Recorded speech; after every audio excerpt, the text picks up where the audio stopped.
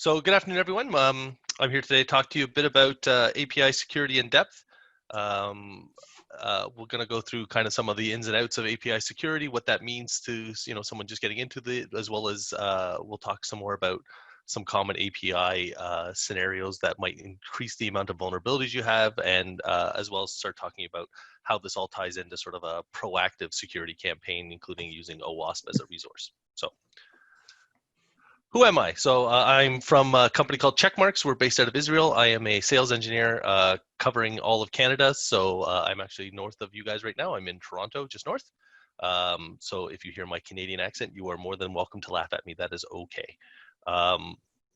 It is actually very cold up here. It's probably about 15 degrees Celsius. I think that's about 60 compared to you guys. So we're a little chilly, a little unseasonably cool.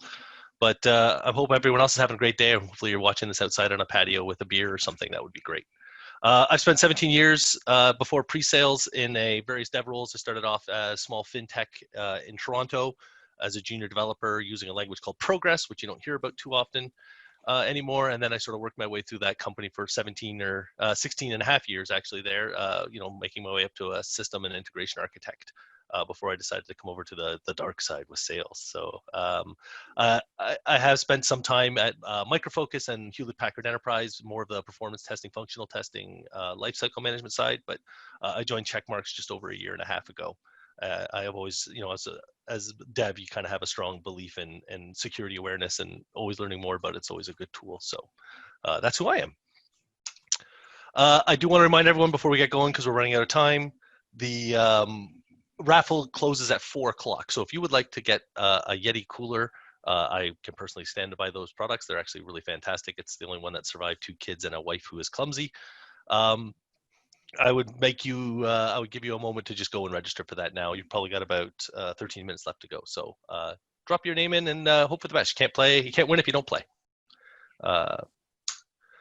So we're going to start at a really high level, and we're going to take it right from there all the way down to sort of seeing the vulnerabilities in action. We'll talk about some examples and some sort of best practices and ways to detect and why we think there are a new threat landscape when it comes to APIs and how the OWASP API Security project will kind of come into all that. So for everybody who's new, API stands for Application Programming Interface. Pretty common stuff. Everyone usually knows what it is. The API is a pretty nice short form for it. To find out what that means, we kind of have to go back to the holy grail, which is always Wikipedia. It's either that or a Gardener slide in most of my presentations, so I got my checkbox here. An API is an interface or communication protocol between a client and a server. I think that's really the important part there. And the follow-on to that is why, and it's really there to simplify the building of client-side software. It's really taken off in the last few years, and that's sort of kind of why this project has come about. I'm sure most of you have seen a change in the industry recently, probably in a short term, even as a little more than 4 or 5 years ago, probably more than that if you're kind of right in the finger of the pulse. But really, that's where more APIs is kind of where we're going. That's really sort of the universal standard we're using now to let machines talk to machines, to let people talk to people, and do all the work that we used to do in sort of a more packaged clients, a client application like a web browser or something. So who uses who uses APIs? And that's pretty much everybody. I mean, I can throw all my little buzzwords up here in a sort of a spaghetti of acronyms. If you have any more and you want to throw them up there, let me know, put it in the Discord chat and I'll add it to the slide. But, microservices, mobile, the Internet of Things, B2B, serverless, cloud, and even the SPAs, your single page applications, all of these are heavy consumers of APIs. So, and that's really, again, I like to put the comic up here just so everyone has something to read, but really the whole point of this is that most modern applications are very well versed in APIs and the usage of them is pretty much a core functionality. So when I talk about API security, what I'm really talking about here is the security of modern applications. And that's really what we'll be talking about today. So you might be asking what that means. What do I mean by modern application? What did it used to be? And we'll go through this in a couple slides, but I just wanted to kind of level set where we are here today with API security and how we're moving forward with that and how it's different from a lot of the things you've done before. We really did spend a lot of time, and most of us have a general handle on what an injection attack is, and it has we all have a lot of training, at least when it comes to sort of the older, not really, I wouldn't call them legacy, but a less modern application with less APIs. But the landscape's changed, and really we need to be on board, and we need to have sort of a separate area to deal with that, because the risks and vulnerabilities can be similar, but they're really not the same, and it really needs its own space, and it really needs its own light shining on it to give you the clarity you need, because you can't extrapolate this out from the OWASP top 10. So we're going to talk about how it's all different, how an API-based app can work in today's world versus how it used to work when sort of a web browser client server application. We'll talk about why I think they deserve their own attention, and why they're different, and the threat landscape of it is different than a sort of a non-API, less modern application. We're going to talk about the new OWASP API Security project that sort of hit late last year, early this year, before the pandemics and killer hornets and geez, everything else that's kind of gone on this year. And we'll talk about that. And, I really hope by the end of it I can convince at least a couple of you to join up and help contribute, right? And that's really what OWASP is great for. It's great for getting us all together to sort of standardize these vulnerabilities. And if you're interested in this, and this is something that tickles your knowledge, then we'd be happy to have you. And I'll have some information for you at the end about how to sign up for that. And then the end of the presentation, after we kind of go through all of that, we're going to talk about the actual top 10. We're going to go through each of the items in the list, and we're going to talk about what they are, why they're so prevalent, and maybe some examples here and there as we go, as appropriate. Okay, so how are APIs-based apps different? And really, this is the key differentiator here. When you're talking about sort of an API modern app and the way it used to be, there's a lot of differences, but really it comes down to the client's devices are becoming more varied and stronger. And when I say varied, I mean it's no longer just a computer with a Internet Explorer or Chrome or Firefox that's running an application, and all the work is being done somewhere else and then just served up to you. That's not really the world we live in anymore. A lot more of it changes from moving the information and the logic from the server to the client. So really, the server is really nothing more than a data proxy, where it grabs the information and gives it back to you. But how it's rendered to the device you are on is up to the device you are on. And that's really sort of a way to allow us to be stronger, to give us more functionality, to give us more flexibility by moving all that around. And by using these API calls, any device can talk to any other device. Right, so let's talk about what a traditional application and a modern application was sort of something, well, what they do similar first. And really, it starts off with a web browser, or in the case of a modern application, maybe another device, a mobile device, an IoT, wherever you could probably get, Doom running on a toaster. So I assume we could get that running on, we could get an application running on my toaster too. So when it comes down to it, generally speaking, the client or the user will interact with the application, and the application will interact with them. And that's basically the same across the board. And from the other side, the server interacts with the database, and the database returns something to the server. So those two parts are basically the same. And the difference comes into what we do with that and where the work is done. And as I mentioned earlier, we're talking about shifting from the back end to the front end, and that's really the key differential. So in a traditional application, the client would make a request to the server would do some work, and it would return a fully realized HTML page that the user could then use and perform work or play their game or whatever they're doing. Whatever the application is supposed to do, it was basically all controlled by the back end. The server told it exactly what to do and pushed it to the front end.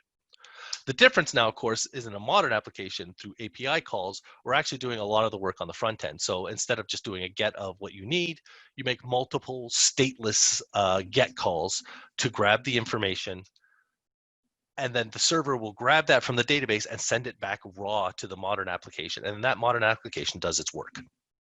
And that's really the big difference here, is where the work is being done. So the data comes back in a raw form, whether it's a JSON in this case, and then it is parsed and displayed appropriately to the user.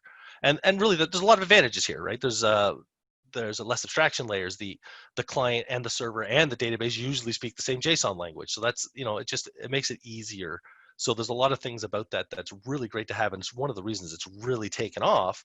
But when I say something is good for me, that doesn't mean it's also not good for bad actors or people who are trying to poke holes or people who are trying to do things maliciously. And that's the other problem, is that while it's great for us and it's great to help us write these scaling applications that do all sorts of wonderful things, it also makes it just a bit easier in some ways for bad actors to get in there and make trouble. Right, and so then I'm just sort of covering all this here. I don't want to talk to each one of these slides, but generally speaking, like I said, it's a proxy for data. Some of it, it's the clients are now going to consume more data, and we'll talk about that as we sort of get into the top 10 of the API security OWASPs, because the data is just being sent across. You can send anything you want, but then filter out what you want to see, and sometimes this is great, and sometimes this causes problems, and that's sort of what we'll be talking about here. And as well, more parameters are being sent and every request that would have been sent in a traditional app. And then finally, one of the things that people don't usually think about is that the APIs expose a lot of the underlying implementation of the app. And what I mean by that is the ability to see the API calls back and forth. It is a lot easier with an API to understand what the calls are and to make educated guesses about other APIs that are inside the same system.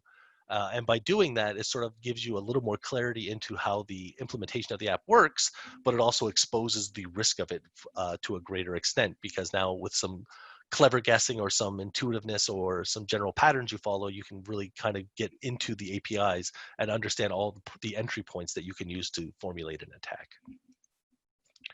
And this one is the other big one. The user state is now actually usually maintained by the client and not by the server. The server really does live in a sort of a stateless world and authenticates again as needed if you're doing it right. So when we talk about authentication and authorization later on, you're going to see what I mean. By having broken authorization or authentication, you can open out your APIs up to a lot of problems, because the user state is actually being maintained on the client side as well. So knowing who the user is and where they are, as well as their authentication back in and authorization back into the server, is really some of the things that we really have to worry about now, and making sure that all the attack surfaces are covered. So when I talk about API-based apps, I'm talking about, of course, the REST API, right? Representational state transfer, just for more acronyms. It's standardized, it's generic, it has predictable entry points. And actually one of those entry points can be used for multiple purposes. So there's a lot of value out of using that, but it comes with, just like any other tool, it comes with its own baggage. So it's good for us, again, good for attackers. So that's one of the reasons APIs have been taking off. But really, what about DevOps, DevSecOps? If you're a DevSecOps guy, I'm thinking, I'm not telling you anything crazy here, but APIs change all the time. Whether you're using a CI/CD process, Kubernetes, Docker, or any sort of cloud provider, it really doesn't take much to spin up a few new APIs for testing or for even to production, and really that's where the problem comes into, because you can change it so fast. The documentation, which is already usually pretty poor, is going to be even farther behind trying to play catch up, and that's really where you start seeing some of the problems with shadow APIs or undocumented APIs or deprecated APIs that are still accessible and still access data. Right, easy and fast, but how fast is it? It's too fast, right? We don't want to worry about your shadow APIs, about things that aren't documented but still can do crazy things, or old exposed APIs that have technically been deprecated, but nobody's seen it and nobody's cleaned it up, and it still has access to business logic. It really becomes really hard to keep track of them all and to pay attention to all the bits that come in and out. So, a coordinated plan of attack is the best course of action for this. It's not all bad news. It's not all doom and gloom. There are some great news that comes out of being an API-based app as compared to a more traditional app. And really the big one is about SQL injections. With an increasing use of frameworks, with object relational mapping, it's not as big a deal. I mean, yet I would never be that person that says that SQL injections are not going to be a problem for API calls. That is ridiculous. But when it comes down to it, it's not as big a threat as it is on a traditional app. There's a lot of things that are covering off on injection attacks that, especially, using the ORMs, and most frameworks have something in place that kind of can take care of this. And so we see that they're not as prevalent. They're still there, of course, but they're not as prevalent as they used to be. When we talk about cross-site request forgeries, most people now are switching to using auth headers instead of cookies. So, again, not something we can forget about, but something that's become less of a concern as we move forward. Path manipulations, now that most of you are using cloud-based storage, it has a different problem. It's really less relevant. Again, it happens, but it's really less severe when it goes off. And generally, any classic IT security issue, they're disappearing with more SaaS type tools and products, and that's just the nature of the beast as we move forward. So, great news out of that. At least, it's not all good and bad news. It's kind of a nice mix, and you really just have to weigh the pros and the cons against it all to come up with the policy that's best for you. So, with that, people, I would say developers have a lot of training, comparatively speaking, to when I started in this industry back in the late 90s, about security risks and security postures and designing secure applications. I think we've done a fairly good job of keeping our community enabled and educated on the processes and the solutions to some of these. But now we're getting this gap where we have this traditional security coverage, we have these traditional security vulnerabilities, and we're a better handle of understanding them, and they come up less often. You'll still see the occasional SQL injection, obviously. Any of the OWASP top 10 are still a top 10 for a reason, but I find the exposure compared to even 5-10 years ago is way greater than it was before. I think we're really all coming around to this, and that's great to hear. But OWASP does not really have anything when it comes to APIs. I mean, it's mentioned in the top 10 in little bits, and you can infer a bit out. But I'm of the belief that more and more issues are really relevant to an API-centric application as compared to the needs of like a traditional application. And really, that's the gap here. So you can go to OWASP, and I always like to say OWASP is one of those. It's one of those great ways to help you develop secure code. Plus, it also looks like a GeoCities page, and that's always important, right? You really want to see someone who's in charge of internet security have a page straight from the late 90s. That's fantastic. I would recommend checking them out. There's a lot to do there. There's a lot of information there, a lot of ways you can help build more secure applications daily by just following their guidelines. And actually, I see a lot in my day-to-day job of enterprises and businesses all basically saying we're just going to adopt OWASP from here on in. That's our top 10. Those are the ones we're going to filter on. That's a good basis for a security program. So you're all very aware of the OWASP top 10. There was a 2017 was the last issue. There was a 2013. There's a mobile one now. But again, without the API, that was really sort of the, it's not really just another point inside the OWASP top 10. It's really kind of something that needs to be fleshed out and expanded upon. And that's what we do with the OWASP API Security project. And that was spearheaded by two people, Rez Yalan, who's from Checkmarks with me. He is our head of R&D, great guy, and Anand Shkidady from Traceable. Both of them worked very hard on this together. And, the process was actually fairly simple. They would start by getting some data from everybody else. They would analyze what results we had. They put a call out for data and got very, very little. But then they put a call out for comments and got a lot of great information about what people were encountering in the field. So maybe it was more secondhand or anecdotal knowledge, but it really sort of dressed up what we were looking for. And that's really, what are you seeing in the field? What are the biggest challenges someone who's using an API on a daily basis is actually going to do and see? And that's really how we help build the list and move forward with it. And so, when we talk about our planned project, this is sort of the futurized roadmap as well as sort of, the present state of the API security project that is available on OWASP. We're going to start with the top 10 because the top 10 is the flashy part and everyone likes it. So that's completed. I believe we're at version 1.0 now. We've also released an API security cheat sheet. I would really recommend, if you have any interest in this or you think you might have some vulnerabilities, to give this a read. Lots of great information. It'll go way more in depth than I'll ever do in 45 minutes. Each of the entries in the top 10 are completely laid out with examples and some tips and tricks to help remediate. Definitely worth a read. And then from there, just like any other place, we need to come up with our own application. So in this case, we came up with the completely ridiculous API project. That would be crappy. And really, like WebGoat, like Java Vulnerable Project, it's really just sort of a learning tool. It's a way for us to use an intentionally vulnerable app and we can see all the injections and all the errors and all the API problems that come in action. And I use that as a good tool to learn. It's always nice to see it. And there's a difference between seeing a video or working on some sample code versus seeing a real project that's up and running. And I will say, as of this moment, the cheat sheet's done. The completely ridiculous API project is still ongoing. I believe they're still looking for volunteers. If you're interested in that, I'll post a link at the end. So let's talk about OWASP's API security, and we'll look at the top 10. So here they are.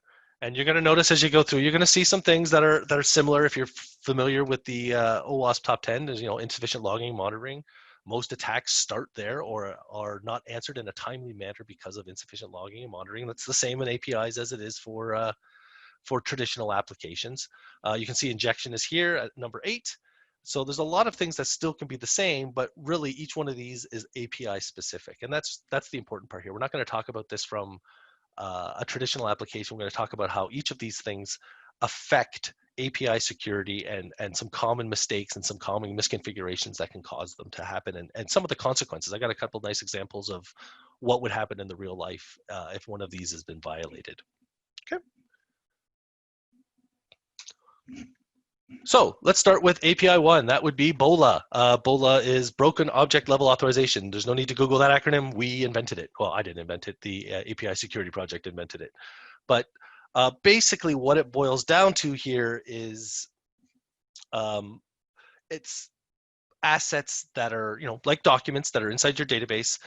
They belong to a certain user and they have authorization to view those users. So in this case, if user 1 says, give me a document number 1000, and he is the owner, you can see here, you can see that no problem. It comes right back. It does the right level of authorization, and that user now has a copy of their document. But if they ask for another document and they also get it back, then you probably have some broken object level authorization. And really that's about understanding the credentials that are coming in as you're being authorized to view each of these documents. So why is it common? It's common because the attack surface is so much wider. It's not just 1 or 2 points coming in. As we talked about earlier, one of the advantages of APIs is one entry point can do a million different things. So by chaining together a bunch of API calls, you're really opening up the attack surface. And so understanding all the interactions between those attack surfaces is what's causing some of the problem here. Right? So you can see whether it comes through A, B, C, or whether it comes through H, then skips A, then goes to B, then goes to C as a part of an API call. B has to understand that it didn't come from A all the time, right? It has to be reauthorized every single time you go in there. Right? And the other problem that comes along this, why it's so common, is because there's not really any solution that can solve this problem. This is really, unless it's baked into the design, it's really hard to fix. Like you have to understand this right from the beginning. You can fix it for sure. There's a work involved, but really, if the earlier you get to this problem, the easier it is. When you have a more universal object level authorization pattern, it's much easier to deal with the ins and outs of this. So I don't know if you're going to get this one, but we got this a few times when we were talking about it. People were asking, why isn't it IDOR? And IDOR would stand for Insecure Direct Object Reference. And yeah, it's close. I actually think it's IDOR is more about direct object references and trying to avoid them, whether it's a deep link or a static link to an asset or an object. It's a good phrase. I would say it's not accurate or it's not indicative enough of the actual real problem. The problem here is not direct. The problem here is the API, right? So I usually would recommend not to be too direct or use direct links too often. It can be a little troublesome, but sometimes that has to be called for. That's less of the problem here than it is for the API. So I like the term IDOR, but I don't like the fact that it's sort of implying that the object reference should be indirect for every single ID. And really, what would happen if everyone asked their developers, to implement some indirect mechanism on every single place that receives an ID? You'd probably have a mutiny. So, I don't think the phrase is fine, but I think it draws attention to the wrong piece here, and that's really where BOLA came from, right? And I will say, I do like this. Ebola is a South American throwing weapon, and I think that's important to say because it's always nice to have an acronym that actually means something else as well too. So what could happen? I mean, let's take an example. We'll take Verizon as an example. So Daily B ended up grabbing a whole bunch of Verizon's monthly contracts, about 2 million of them, based on one really, really small mistake. And really what had happened was by pinging these APIs, by checking and trying to grab objects that they were not entitled to, Daily found out that anything between 1 billion or 1 million and 1.999 million, you could technically grab all their contract information without having to have authorization. And so it gives 2 million different customers have been exposed just because of a very simple configuration mistake when it came to their authentication and authorization.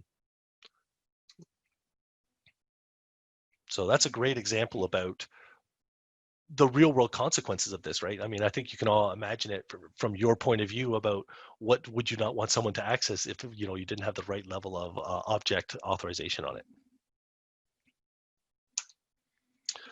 So then we'll go on to number two, and number two is a broken authentication, and really this is a lot of this boils down to a little bit of a misconception. A lot of people use OAuth as authentication, and really OAuth is meant for authorization. So some of this kind of comes down when we're using it for authentication instead of authorization. If we look at this API call here, we can see there's two main ways that broken authentication happens. One is going to be a lack of protection, and the other is going to be a misimplementation. So if we look at this API structure and we understand we have three fields that we kind of probably want to protect, whether it's our password credentials, or whether we've forgotten our password, or whether it's our mobile login. So I would expect those three to have some sort of extra protection, as well as just general rate limiting. We'll talk about that in A4. That's a couple away from now, but rate limiting is also something that comes into play here. But when I talk about extra protection, I just mean, where's the account lockout mechanism? Where's the CAPTCHA? Is there any protection from credential stuffing? Is this going to become an Oracle password checker for you if you just load up a bunch of passwords and check over and over again? So without these extra protection, without these rate limiting, you kind of get these broken authentication error message. Not error messages, sorry, broken authentication problems. And some of this can just be exposed normally, and some of it can be very, very dangerous. And some of it's also misimplementation, right? How many people are using JWT? Did you know that the algorithm for JWT can be set to none? That's troubling. It's really not any protection at all, and that's really a misimplementation. That's great for your staging environments or your rollout environments, but it's really not something you want in production. Right? As well, the service doesn't validate the OAuth provider, your passwords are stored without salt, et cetera, et cetera. Just general misimplementation. And that's really what causes a lot of broken authentication errors. Right? So why is it so common? Well, it's common because the endpoints are exposed to anyone by design, right? That it is designed to do that. We are encouraging people to do that because it is exposed to everyone so that everyone can use it. Right. And again, there's some misconceptions. OAuth isn't authentication. You really shouldn't be using API keys for users' authentications. Right. As well, there's multiple authentication flows in most modern apps, right? Whether it's IoT, mobile, a legacy login, some sort of deep link, lots of ways to get authentication here. And checking all of those things is hard, and sometimes something slips through. Okay. On to number three. So number three is our excessive data exposure. And this problem really boils down to what we talked about earlier, that we've moved the work on the data has moved to the front instead of the back end. Right, and really that's the problem here. So you can see here we have a mobile device. We have Bob's profile. That's obviously a Minion dating app, and we make a call. And we get that user's profile. We know this guy's user 717, so we get some data back. So you can see on the actual screen, we're only showing the name and the role and the hobby. But if you look at the actual JSON that gets returned, you can see there's some more information that maybe shouldn't be there. In this case specifically, the address is coming through. So the fetch for this user is giving data that, while not being rendered to the screen and not being displayed to the screen, it's being suppressed, it is still viewable if anybody's watching. And there's something to be said for maybe personal information should be secure and shouldn't come across. And some of this, we'll talk about some of the reasons. Some of it's a future-proofing reason. Some of it's more, just not thinking about who's going to be consuming this data or trusting. I play a lot of video games, so I'll tell you right now, I learned a long time ago, we don't ever trust the client, ever. Everything should be done server side. Anything that the client can do should only be able to do with the data it's provided. And I find, watching cheaters in video games and anything that's offloaded to the client always causes problems. So I've had this drilled in my head since the time I was about 15 years old. But, it's really something to kind of consider, that you're giving the client data, but you cannot be responsible for what that client does with that data. Right. So again, filtering sensitive data on the client site is always a bad idea. So why is it common? Because we encourage everyone to do this generically, and that's really the big problem here. And by problem, I mean it's also a benefit. If you're using a generic function as a to.json and you're just dumping it out there, if you're not thinking about who's the consumer, then you're not thinking about who's seeing that data, because it really doesn't take a lot of work to see the actual packets coming back and forth instead of looking at it in the application. It's very easy to do, and it's very easy to understand what kind of trouble you can cause with that. And for an example, does anyone know what 3FUN is? So I know virtual. This works much better in person, but but 3fun is let's keep this safe for work. 3fun is an application for like Tinder if you think two people is way too boring for you. That's really, maybe we'll just leave it at that. That's, three is no longer a crowd. Let's just leave it there. So what had happened is Alex Lomas had done some testing, and as they pulled back user profile, not only were they getting the things that they would expect, maybe their gender or a photo or what they're looking for, what they were actually sending across was latitudes and longitudes and their orientation and a lot of more personal information that was never being displayed but was being passed across. And again, some of that's future proofing. Some of that's, if I give you all the data now, if I need to add a field later, I'm done. Right? There's not much to be done there, but without considering the target audience, you can get into a lot of trouble. And I think the best part about this is Alex took all of the data that he pulled back out and mapped the GPS coordinates, and I will present this without any comment whatsoever. I'll give you a second. Okay. I don't know, again, I'm from Canada, so I don't know where in the White House that actually is, but I think we can all make some jokes there, right? I think we're good. Okay, number four. Number four is going to be lack of resources and rate limiting. We talked about this a bit earlier, so I won't spend a lot of time. I think we intuitively understand what this means, and really, that's if there's something exposed, it needs to have a limit. It needs to be defined. You can't just throw something up and hope for the best, right? Whether it comes to the number of files, strings, the frequency of requests, all of these things need to be considered, because if you don't do that, you're basically setting yourself up for denial of service attacks or credential stuffing. And really, if you don't have a rate limit on something that's doing credential stuffing, you've really just done a password oracle, right? Where I give them all the data to check all of these credentials that I've accumulated over and over and over again to give me my hits as quick as possible, right? The other thing I see a lot when it comes to APIs is if the token that you're getting back and forth is a small enough number and you don't have rate limiting, it actually doesn't take too long to make enough API calls to go through the whole run of numbers. Six character or 6 digits is not enough. So if you're brute forcing it, you could definitely send in a whole heap load of data coming in and verify, this token, what other data does it work against? Give me everything you got. So there's a lot of great attacks that come out of this, and it's all based on just limiting how often someone can access the resource or limiting how often they can make the request. Okay, what up to 5? Well, halfway done. We're doing good here. So 5 is broken function level authorization. And this is really the brother or sister, or maybe the sibling of the first one. Again, BIFLA is going to be a new acronym. Don't look it up. I don't know what it is, if it's something else ahead of time. I do like saying BIFLA, though. So in this case, if we take a look at our API layer, we can see, most of them follow a similar structure. There's a public API, anybody can access it. There's an internal API for your devs or your internal users. And then there's the admin API that does all of the work for maintaining the APIs, maintaining the users, maintaining the application. So, that's fine. An admin makes a request to the admin API. It's totally legit. I need to delete this user. That's great. The problem comes if a regular user can also make that call. And, it doesn't have to be malicious, but it seems likely if someone's making a call to an admin API, it's at least partially malicious, right? And that boils down to, in this case, we're talking about functions and not objects. And I think that's the difference between the BIFLA and the BOLA, if we're going to use those acronyms. So again, it's like a sibling, but it's similar but different, right? This is a function, so whoever has access to this function should have the right credentials and the right authorization. So as compared to an object, instead of grabbing something, it's performing something. I guess that's probably the big difference. And why is it common? Well, it's common because function level authorization can be tricky. Lots of ways to implement it, the code level configuration, API gateways, the list goes on. Anytime you have some confusion about ways to implement it and you don't have a standard, sometimes these slip through, right? And as well, it's easier. It's easier to detect it in an API because the endpoints are more predictable.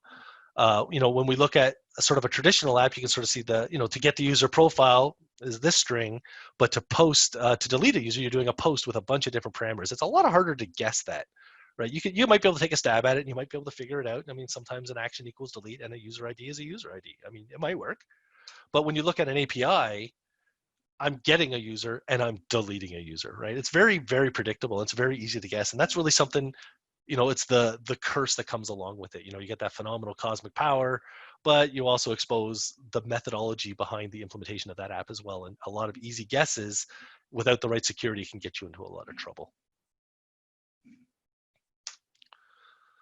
Okay, six is mass assignment, and this one I would say is probably the sibling or the cousin of the exposure problem. So the data coming across has everything you need, even though you're suppressing all the fields to be displayed in the application. I only want to display my name and my hobbies and where I live, or a photo, but we give them all the data that's filtered out, and then someone can see it. This is the opposite. So in this case, all of your data and values are pushed back towards you want to the server to save, right? So really, this is about putting data.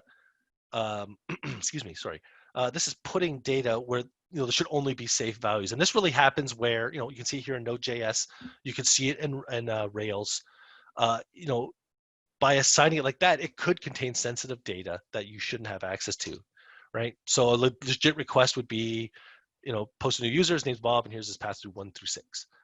If someone understood the roles and understood all of the fields that were going through, and there was no checking on those as they were being committed back, I mean, it would be up to the user to set their role to be admin. And obviously, we don't want the users to set administration roles or their own roles. But if you're not checking it and you're just assuming the data coming back is going to be clean, you could get shocked by finding out that someone's got admin access because they just told themselves they would. Right? And again, this boils down to it being easier to discuss. Easier to find, right? This is just a get method. It's easier to, instead of guessing the properties, a get method will likely return me the data I want. So if we go back, right, if we do a get here of this user, we would probably get Bob and his password, or maybe not his password, it'd probably be, but his role might be there. So then I know that role, and then I know I just need to take that role, suppress it, add it to the commit, and see if that commit grabs it. If you're not doing checking, now I'm in a bin. Easy as that. If we're looking for another example, I kind of like this one. If I put a video into my API, and my API is storing videos, I can see I have a clip, and I'm putting it up there. By using that, I can understand the name of the video files. But when I pull that video file back, I can see that I have an ID, I've got the name of the clip, and I also have conversion parameters. And if you take a look at the -v in your codec, you can see that there's obviously some sort of command line CLI going on behind the scenes to help convert this video over to you. If you're not checking that field, it's very easy to make a put statement that sets the conversion parameters. And you can see here, I put the -v codec, and I might have just slapped in a little extra for them. And, again, this one's probably fairly harmless because I don't think Windows is a big product, and it probably will never catch on, and it's probably more of a legacy product, right? So there could be no harm done from there. But, nothing good's ever on Windows anyway. So, that's the kind of thing you need to make sure you have validation against those. If you're committing something back, every field has to be checked, right? As usual, do not trust the user. The user will always try to do something, even if it's unintentional. The next one's number 7. And this is really more of a bucket, right? This is all the things that I think are important, or we think are important, but are not big enough to be their own sort of issue on the top 10. Whether it's weak encryption or unnecessarily exposed HTTP methods, a lot of this stuff is pretty simple stuff, and a lot of it comes down to being misconfigured. Oh, sorry. Right, so having all these things here, again, it's a kind of a bucket, but really all of these are important. They're just not important enough, or they're not as widespread enough to be their own entry. Number 8, injection. So I think the first question I get every time I ask this question or talk about this is, why is it number 8 now instead of number 1? Because when you look at the OWASP top 10, I think everybody knows that we probably all have it tattooed on our arms. SQL injections are the worst. They're number 1. And that's true. But as we talked about earlier, SQL injections are just a piece of the injection puzzle. If you actually look at the top 10, 3 of those are actually dealing with injection errors, right? Whether it's injection, whether it's XML external entities, or whether it's a insecure deserialization. There's lots of injections here. But they're all big enough to have their own category on the OWASP top 10. But sorry, did I said deserialization, right? Yeah. Okay. So I did say deserialization. So those 3 they're big enough to be their own groups when it comes to injection. And SQL injection is really the big one. But the reason it drops to 8 is because SQL injections are not as big a deal anymore. And not that they're not dangerous, and not that they're not something to deal with. And I will fight tooth and nail. This is the hill I'm going to die on if you tell me that, generally speaking, SQL injections are fine. But from an API point of view, they are really not as big a deal as they used to be, right? We talked about object relational mapping, or ORM.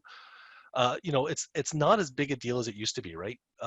Increasing use of NoSQL, ORMs, it really limits the exposure to it. So it really drops the threat level of injection errors in a good way, I think. I think that's something we all can learn from. And then we sort of roll those all into sort of injection errors that are still something we need to concern about, but it's not as important as, say, broken object level authorization, right? API 9, improper asset management. This is, again, these are probably the most important things I can tell you, but they are conversely also the most boring things you will ever do in your entire life. Documentation and taking care of risky APIs, right? So when we talk about a lack of documentation, we're talking about shadow APIs, right? We know there's a process in version 0 that never got deprecated. Exports all users. And do we have any documentation on it? Probably not. It looks like it's legacy. So how do we not deal with that? How did we understand that goes there? And we don't even know if someone's going to use it to attack because we don't have any documentation on it. And as well, exposing risky APIs. Instead of going through the API gateway, if you find, say, a beta API that was set up at one point for testing, was set up one point for deployment, it was set up for a bunch of reasons that aren't production, and it still interfaces with business logic, you've just opened up a door. You've got a risky API that doesn't have the same checks in place that everything else does. So why is this such a big issue? It's an issue, and we talked about some of this as we're building towards the end here. It's because of CI/CD, it's because of cloud, it's because of Kubernetes. It's, you can deliver so quickly now and not document. And I know that's sort of the agile mindset, not that there's no documentation, but a documentation as you go. You could scale up so many APIs so quickly that you'll never be able to keep track of them all if you're not doing proper documentation. Whether you're keeping a Swagger or, I don't really care too much about the tool, because to me, the best tool here is the one you're using. It doesn't matter how cumbersome it is. If it works and you're getting documentation, you're getting value out of it, that's the right tool to use, but you got to do something. Right. Then API hosts that have been forgotten. We were talking about that with a sort of more deprecated or risky exposed APIs, right? It gives you the ability to poke your way into the application without having to go through the same checks and balances that you would have as part of the live application. And as well, we have environments that have weird names that were sort of spun up for a moment and that just never brought back down. What is a QA3 old app.com.banana or whatever, right? We all put crazy names on things. And then finally, we got one last left one to go. And this is the same as the one from API, from the OWASP top 10. Boy, oh boy, it's, again, very boring, but very important. It's really understanding that every major incident that breaks out is never stopped in time due to insufficient logging and monitoring. It doesn't matter if you're logging an attack has happened, a login has happened repeatedly, thousands of times a second, if nobody's raising alarm about it. So yeah, you might be able to go back and see it, but the lack of that monitoring and any sort of timely response is really what gives them the go ahead to get what they need done. Whether they've got time to take that because no one's reading the logs, whether they don't have the proper alerting mechanisms, or whether there is a breach, they don't collect enough data to actually understand what was taken. All of this stuff sort of comes into this big envelope of insufficient logging and monitoring, but it is so key for both during an event and after the event and diagnosing it. All right. So we only got a couple minutes left, so I just want to blow through a couple of these quickly. If there is questions, I can definitely take them in the Discord afterwards. I don't want you guys to miss the draw and the final closing remarks in track 1.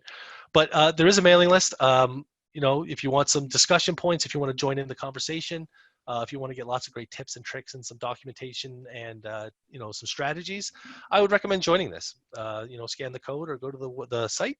And as well, we'd love to have you contribute. I know that this is not a checkmark project. This is more of an API, but it's something I'm pretty passionate about. Just generally security and also about APIs from my development background. So we'd love to have you come along and join us. If you think you've got something to contribute, or if you just want to follow along with us, we'd be happy to have you over on GitHub.